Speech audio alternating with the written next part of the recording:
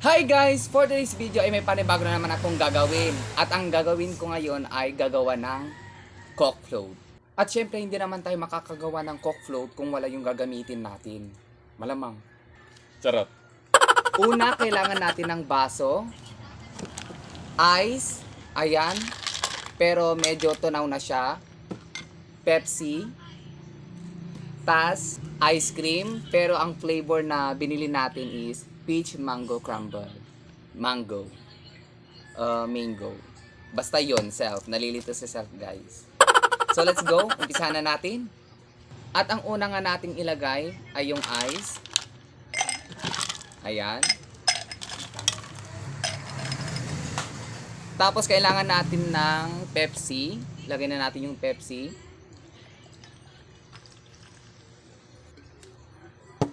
Ayan. Tapos yung Ice cream. Hindi.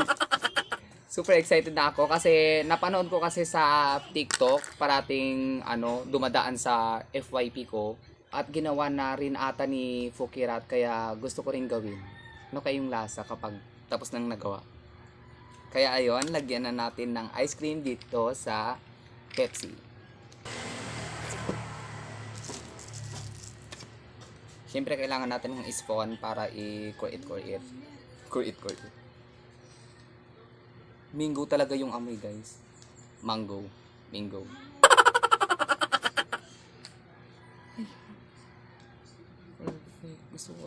May tawag na ako dito.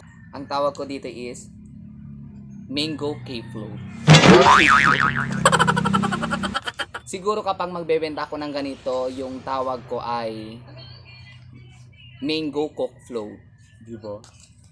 Perfect. May business na ako.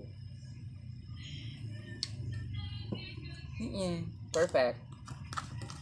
Siyempre, kailangan natin ilagay lahat para walang masayang. Yan. So, ganyan ang style niya. Dapat punong-puno talaga siya.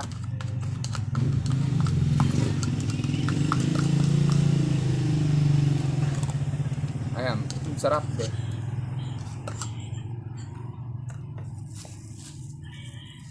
At ganyan siya.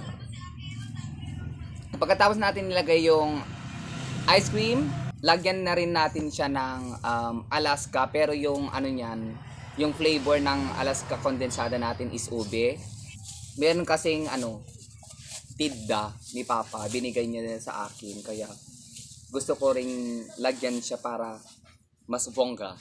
Para mas masarap, ganun. Kaya lagyan na nga natin.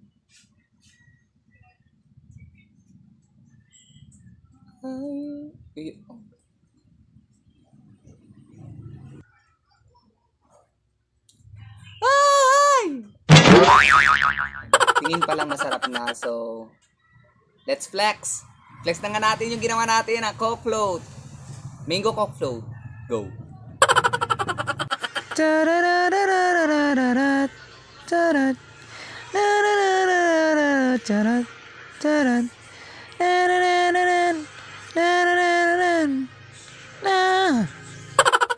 At ayun nga ay atin nang titikman ang ginawa natin, Mango Cock Float. And 1, 2, 3.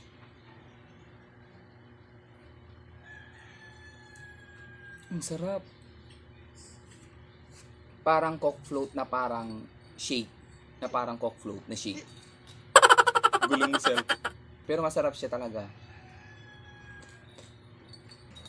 Bagay yung ice cream tas yung Alaska kondensada.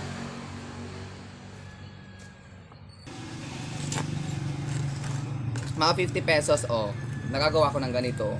Tas sobrang sulit, tas sobrang sarap. Tas sobrang sulit, tas sarap.